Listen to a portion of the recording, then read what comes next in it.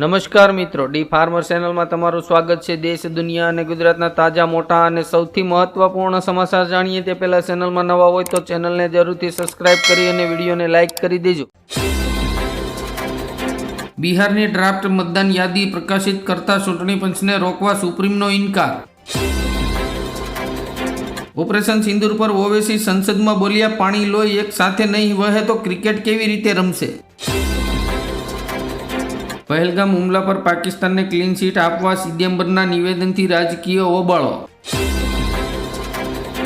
Operation Mahadev હેઠળ સેનાએ 3 પાકિસ્તાની આતંકવાદીઓને ઠાર માર્યા। પહેલગામ હુમલામાં સામેલ હોવાનો દાવો।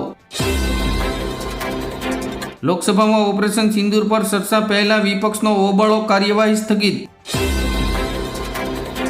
ચોમાસુ સત્ર પહેલા ઓબીસી અનામત પર કોંગ્રેસનો હોબાળો। ભાજપના નવા પ્રદેશ પ્રમુખ કોળી સમાજના હશે કુંવરજી બાવળિયાએ આપ્યો આ જવાબ। રાહુલ ગાંધીએ છત્તીસગઢમાં કેથોલિન નનની ધરપકડને લઘુમતી પરનો અત્યાચાર ગણાવ્યો।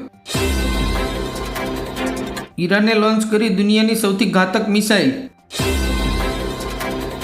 ડિમ્પલ યાદવ વિરુદ્ધ અપમાનજનક ટિપ્પણી કરવા બદલ મૌલાના સાજિદ વિરુદ્ધ એફઆઈઆર નોંધાઈ। ગુજરાત વિધાનસભામાં શૈલેષ પરમાર કોંગ્રેસના ઉપનેતા કિરીટ પટેલ બન્યા મુખ્ય દંડક। વરસાદના રાઉન્ડમાં ઉત્તર ગુજરાત, મધ્ય ગુજરાત અને પૂર્વ ગુજરાતમાં વરસાદનું જોર રહેશે। સૌરાષ્ટ્રમાં વરસાદનું જોર ઓછું રહેશે। મોદી ચર્ચામાં શશી થરૂરે કોંગ્રેસની લાઇન પર બોલવાનો ઇનકાર કર્યો। અમે માતૃભાષા અને માતૃભૂમિને ક્યારે ભૂલી નહીં શકીએ, મમતા બેનર્જીએ શરૂ કર્યું ભાષા આંદોલન। નર્મદા જિલ્લામાં ભાજપ અને કોંગ્રેસ સાથે છેડો ફાડીને 500થી વધુ ભાઈઓ અને બહેનો આમ આદમી પાર્ટીમાં જોડાયા। કર્નલ સોફિયાની માફી માંગવામાં નિષ્ફળ જતા ભાજપના મંત્રી કુંવર વિજય શાહને સુપ્રીમ કોર્ટે લગાવી ફટકાર।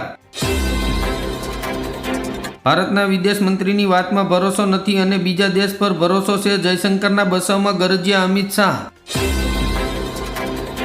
પાકિસ્તાન અમેરિકાને આકર્ષવા માટે ચીનની કરી રહ્યું છે પ્રશંસા તો અસીમ મુનીર ભારતને રોકવા માટે કરી રહ્યા છે ધમપછાડા। રાહુલ ગાંધીએ કહ્યું, હિન્દી, તમિલ, મરાઠી તો ઠીક છે, પરંતુ પ્રોગ્રેસ જોઈએ તો અંગ્રેજી ભાષા શીખવી જરૂરી છે। હવે 2000 રૂપિયાથી વધુ યુપીઆઈ ટ્રાન્ઝેક્શન પર લાગશે જીએસટી। સંજય રાવતે કહ્યું, દેવેન્દ્ર ફડણવીસે પ્રધાનમંડળમાં ઉપરથી લઈને નીચે સુધી સાફ સફાઈ કરવી પડશે। વહાલી બહેનોને જ નહીં, હવે ભાઈઓને પણ જલસા। મધ્યપ્રદેશ સરકાર ઇન્ટર્નશીપ કરનાર યુવાનોને દર મહિને આપશે 5000 રૂપિયા। ચૂંટણી પહેલા નીતિશ કુમારની વધુ એક મોટી જાહેરાત, બિહારમાં સફાઈ કર્મચારી આયોગની રચના થશે। સુરતમાં પોલીસનું સરપ્રાઇઝ ચેકિંગ, ભાડા કરાર વિના મકાન ભાડે આપનાર 30 મકાન માલિકો સામે ફરિયાદ। બિહારના ડેપ્યુટી સીએમ સમ્રાટ ચૌધરીને જાનથી મારી નાખવાની ધમકી। સૌરાષ્ટ્ર સહિત ઉત્તર, મધ્ય, દક્ષિણ ગુજરાતમાં મેઘતાંડવ। સીએમ મોહન યાદવની મોટી જાહેરાત, મધ્યપ્રદેશમાં લાડલી બહેનોને 2500 રૂપિયાના બદલે 3000 રૂપિયા આપવામાં આવશે। મુખ્યમંત્રીનો આદેશ ગોળીને પી ગયું તંત્ર, ગંભીરા બ્રિજ પર લટકતું ટેન્કર 19 દિવસ બાદ પણ ન ઉતર્યું। સંજય રાવતનો મોટો ધડાકો, કહ્યું પીએમ મોદી અમિત શાહને ક્યારેય વડાપ્રધાન પદ નહીં સોંપે। કેરળમાં બોલ્યા આરએસએસના ચીફ મોહન ભાગવત, ભારતને સોનાની સીડિયા નહીં, હવે વાઘ બનવું પડશે। ભારત સામે શિંગડા ભરાવતા પાકિસ્તાને યુએસ સામે ટીઆરએફ મુદ્દે સૂર બદલી નાખ્યો। નીતિશ કુમારની મોટી જાહેરાત, પત્રકારોને દર મહિને મળશે 15000 રૂપિયાનું પેન્શન। મુંબઈના છત્રપતિ શિવાજી ટર્મિનસને બોમ્બથી ઉડાવી દેવાની ધમકી મળતા મચી ગયો હડકંપ। કોલસાના ઉત્પાદનમાં ભારત વિશ્વનું બીજું સૌથી મોટું અર્થતંત્ર। ક્રેડિટ કાર્ડ, યુપીઆઈ અને એલપીજી સહિત 1 ઓગસ્ટથી બદલાઈ રહ્યા છે આ 6 મોટા નિયમો। ગેનીબેન ઠાકોરનું મોટું નિવેદન, કહ્યું કોંગ્રેસ પાર્ટી ક્યારેય સત્તા માટે લડી જ નથી। ગુનાખોરીનો ગ્રાફ વધતા ચિરાગ પાસવાને કહ્યું, મને દુઃખ છે કે આવી સરકારને હું સમર્થન આપું છું। રાહુલ ગાંધીએ ભાજપ પર નિશાન સાધ્યું, કહ્યું 30 વર્ષમાં સીએમ ભૂપેન્દ્ર પટેલની સરકારમાં સૌથી વધુ આંતરિક વિખવાદ। જિગ્નેશ મેવાણીના આકરા પ્રહાર પહેલા રસ્તાઓ આપો પછી કરજો હેલ્મેટ ફરજિયાત. દિલ્હી સરકારે જૂના વાહનોના પ્રતિબંધને લઈને સુપ્રીમ કોર્ટના દ્વાર ખટખટાવ્યા. પહેલગામમાં હુમલો કરનાર આતંકવાદી સંગઠન TRF મુદ્દે પાકિસ્તાને હાથ ઊંચા કરી લીધા. અગ્નિવીરોને યુપી પોલીસમાં મળશે 20% અનામત, CM યોગીની મોટી જાહેરાત. કર્ણાટકમાં મુખ્યમંત્રી બદલવાની ચર્ચા ફરી તેજ. સિદ્ધારમૈયા અને DK શિવકુમાર દિલ્હી પહોંચ્યા. ભાગેડુ આતંકવાદીઓ અને દાણચોરોને પરત લાવવા માટે ખાસ પગલાં લેવામાં આવશે, અમિત શાહ. સરકાર 1 ઓગસ્ટથી શરૂ કરશે રોજગાર પ્રોત્સાહન યોજના. 99,446 કરોડ રૂપિયાના ખર્ચે.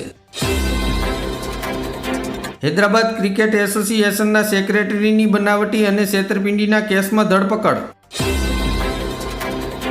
હવે ખેડૂત ભાઈઓને ખાતર ખરીદવા પર મળશે મફત 2 લાખ સુધીનો અકસ્માત વીમો. ભાજપના પ્રવક્તા જયરાજ સિંહનું મોટું નિવેદન. કહ્યું, રાહુલ ગાંધીને ભેંસ કોણ અને આખલો કોણ તે ખબર પડતી નથી. કોંગ્રેસ નેતા જયરામ રમેશ બોલ્યા, અમેરિકાના રાષ્ટ્રપતિ સાથે PM મોદીની મિત્રતા ખોખલી સાબિત થઈ. હર્ષ સંઘવીએ કહ્યું, રાજકોટ જિલ્લામાં ગુના આચરતા તત્વો સામે કડક હાથે કામ લેવાશે. બિહારની જેમ સમગ્ર દેશમાં મતદાન યાદી સુધારણા થશે. ચૂંટણી પંચનો મોટો નિર્ણય. RBI ગવર્નર સંજય મલ્હોત્રાએ આપ્યા સંકેત. ઓનલાઈન પૈસા ટ્રાન્સફર કરવા પર ચૂકવવો પડશે ચાર્જ. ખેડૂતો, ઉદ્યોગકારો અને માછીમારોને હવે ઘી કેળા. યુકેના ફ્રી ટ્રેડ એગ્રીમેન્ટથી ભારતની 99% પ્રોડક્ટ ઉપર નિકાસ ડ્યુટી લાગશે નહીં. દેવભૂમિ દ્વારકા જિલ્લાના 21 ટાપુઓ પર પૂર્વ મંજૂરી વિના પ્રવેશ પર પ્રતિબંધ. અશ્લીલતા દર્શાવતી Ullu, Alt Balaji, Big Shot, Mood X સહિતની 24 OTT એપ્સ પર પ્રતિબંધ. યુવાનો માટે સુવર્ણ તક. BSF કોન્સ્ટેબલ ભરતી માટે આજથી અરજી પ્રક્રિયા શરૂ. ઉપરાષ્ટ્રપતિ પદ માટે બિહારમાંથી પસંદગી. કેન્દ્રીય મંત્રી રામનાથ ઠાકોરનું નામ ચર્ચામાં. થાઈલેન્ડ અને કંબોડિયા વચ્ચે ભયંકર યુદ્ધ. અત્યાર સુધીમાં 13 લોકોના મોત. નીતિશ સરકાર 70,878 કરોડ રૂપિયાનો હિસાબ રજૂ કરવામાં નિષ્ફળ. CAG રિપોર્ટમાં ભાંડો ફૂટ્યો. શ્રાવણ મહિનાના પહેલા દિવસે સોના ચાંદીના ભાવ ઘટ્યા. ઉપરાષ્ટ્રપતિ પદની દાવેદારી માટે નીતિશ સહિત 4 ઉમેદવારો રેસમાં. બેંકોમાં ખાસ કરીને ડિજિટલ બેન્કિંગમાં ગ્રાહકોની ફરિયાદોમાં સતત વધારો.